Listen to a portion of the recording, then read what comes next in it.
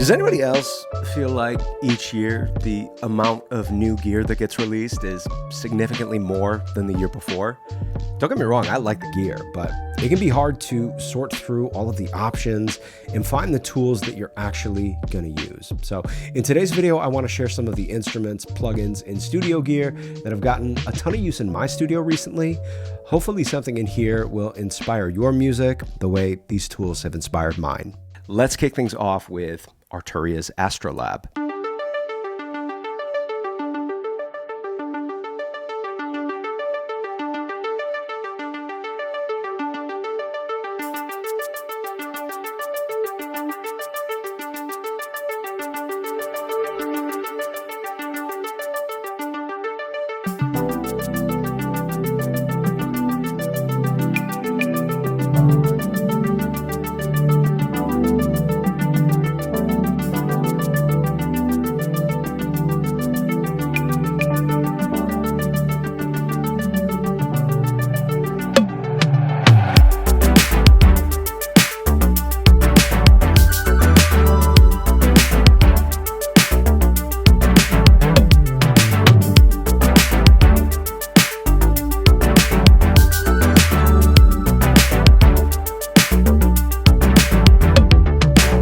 Now, I gotta be honest, unless you are a gigging keys player or maybe a studio keys player, it's hard for me to recommend Astro Lab to you.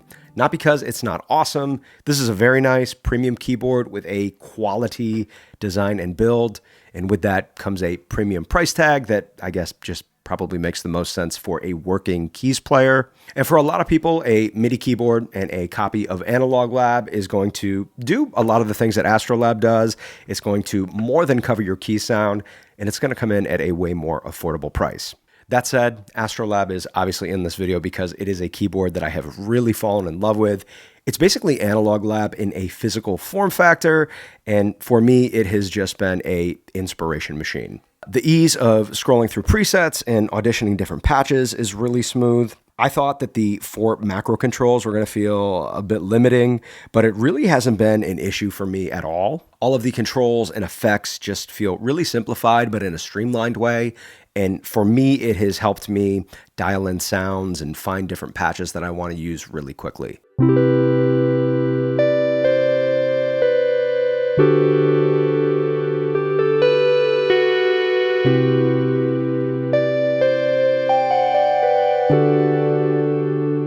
It's nice to be able to sit down at a physical instrument, much like a traditional synth or electric piano, just flip it on and start playing. The bonuses, obviously all the built-in sounds are Analog Lab, which so many of us love. So definitely recommend Astro Lab to any Analog Lab or V Collection fan. Miles likes it too.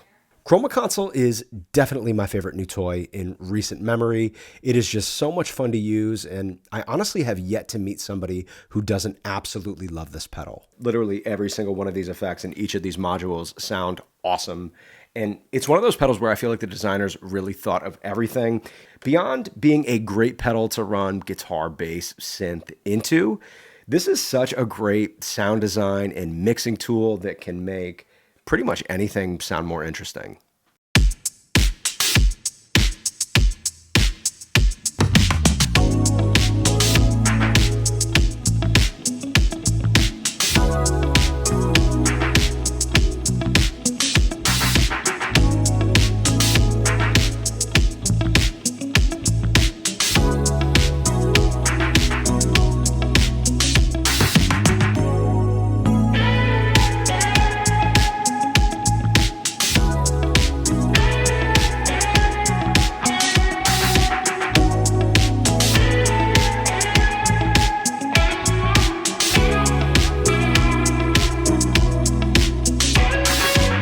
Found Chroma Console to be a one-stop shop for a lot of really great dynamic tools and effects, and it just sounds good on everything. If there is one thing in this video that I feel confident recommending to just about everybody, it's Chroma Console.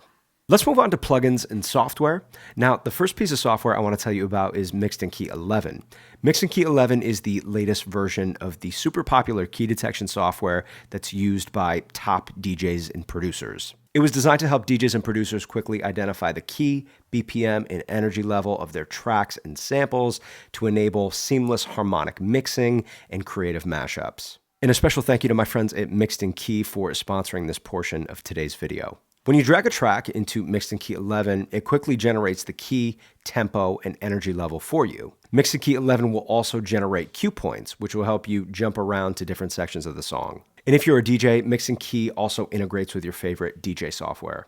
So whether you're creating mashups or blending an acapella in an instrumental, or just transitioning from one song to another, those Mixed Key results are going to help you get great sounding mixes. As a producer, I find Mixed Key really helpful for organizing my samples and identifying the ones that will fit best with my project. I can audition different samples right inside of Mixed Key, and when I found the perfect one, I just drag and drop it into my project. For more info, you can visit the video description or head to mixedkey.com. Safari pedals are the new-ish plugins that I have been using the most lately. They've definitely made quite a splash in a short amount of time. I mean, you can just look at all of these reviews and see how positively people are responding to these plugins. They also run a ton of sales, so you can get these plugins pretty inexpensively. At the time of shooting this video, you can get the entire bundle, which is over $1,000 worth of plugins, for $129, which is a pretty good deal. Gorilla Drive and Flamingo Verb are two of the Safari Pedals plugins that I see praised a lot. I like those a lot for sure. My favorite is probably this Rabbit Tape. It's one of those plugins that just kind of sounds good on everything. Love it for tape saturation and distortion. You can definitely get some cool modulation with the wow and flutter knobs. This Dirty Dog plugin is another one that I like. It's overdrive and reverb in the same plugin. You can get some really cool effects with that one. I want to give you a quick listen to a bunch of my favorites. And if you like anything that you hear, I will link to these plugins in the video description.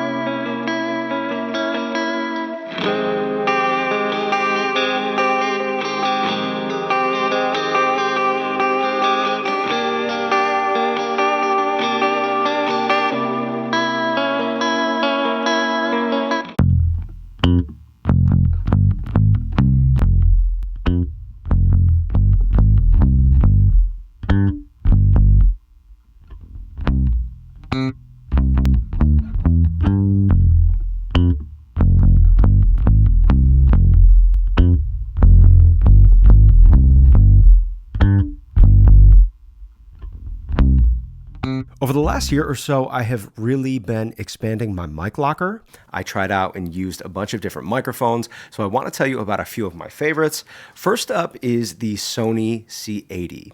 This is more of an honorable mention just because I used the other mics that I'm going to tell you about more than this mic. But this mic was really a pleasant surprise for me. It is a budget-friendly condenser microphone that Sony designed to have a similar presence and character to the C-800G. Obviously, the C-800G is a much more expensive mic, but getting to shoot this out with an actual C-800G back at NAMM, I was really pleasantly surprised at how close this gets to the C-800G.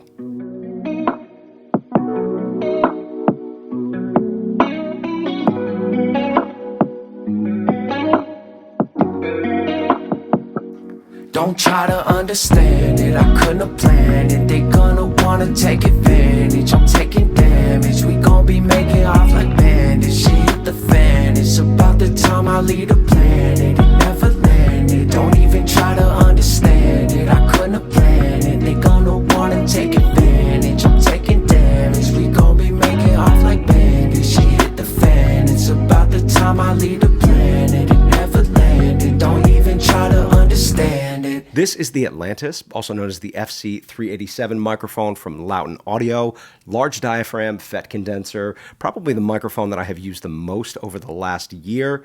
This mic's standout feature is definitely the multi-voicing switch on the back of the microphone.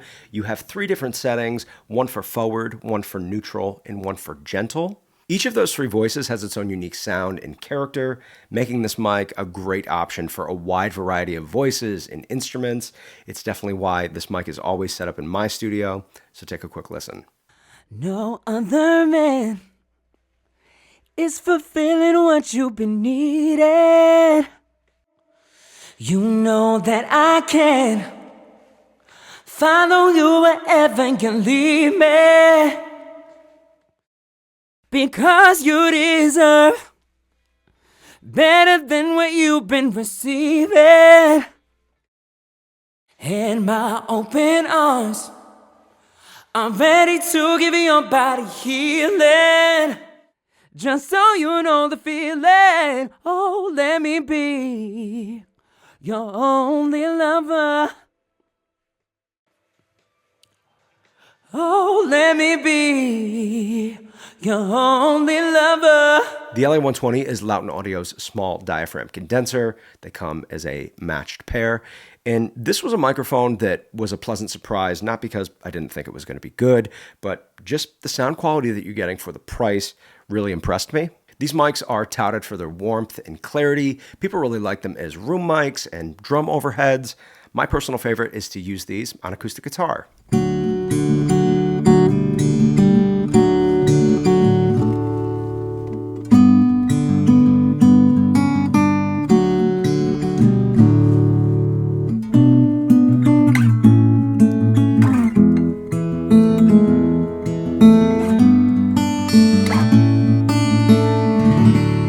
The last mic I want to share with you is the mic that I use most here on YouTube, and that is this microphone. It is the LS208 from Lauten Audio, and this is an end address or front address microphone like the RE20 or the SM7B, and the microphone is designed to only capture what is going directly into the end of the microphone. It has that off-axis rejection to minimize background noise, so it's a great all-around microphone for not just here in the studio, but also out in more live-sounding environments. What makes this mic unique from the SM7B, for example, is this is a large diaphragm condenser where the SM7B is a dynamic microphone.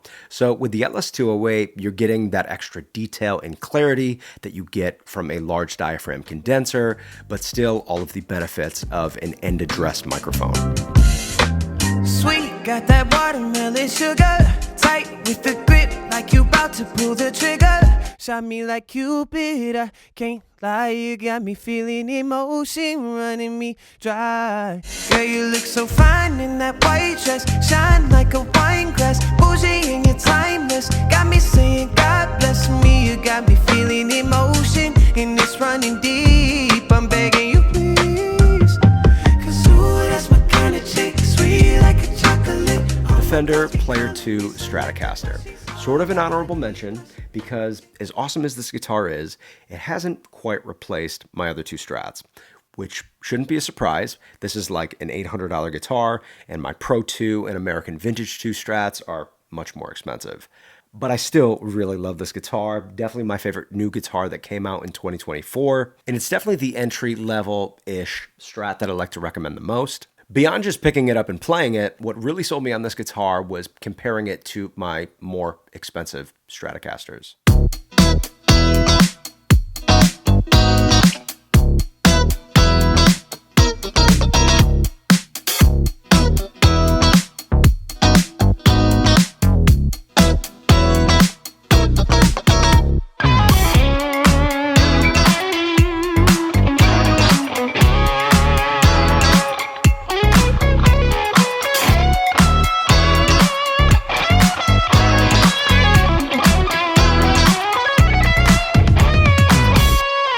rosewood fingerboard, rolled fret edges, classic gear tuners. These are all guitar appointments that haven't traditionally been offered on these made in Mexico models, and I think Fender just made a really great guitar. So Fender Player 2 Stratocaster, thumbs up.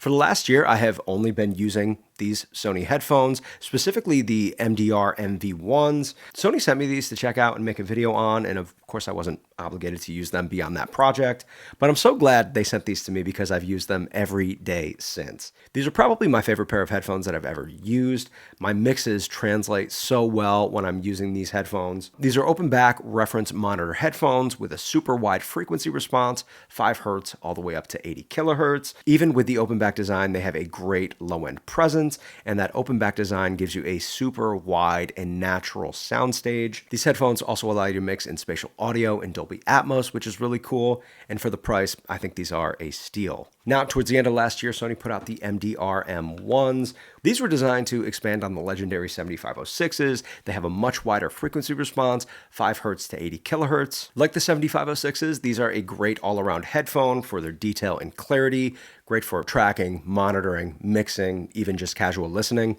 And these have quickly become one of my favorite pairs of all-around headphones here in the studio. So you can check these out and everything that we talked about today in the video description. Most of those are affiliate links, so if you make a purchase using one of those links, it doesn't cost you anything extra, but I receive a small commission, which helps support this YouTube channel and helps me make these videos. So thanks so much for hanging today, my friends. Let me know in the comments below what gear you've been checking out and enjoying lately. Until next time, I'm Patrick. I'll see you all in the next video. Peace.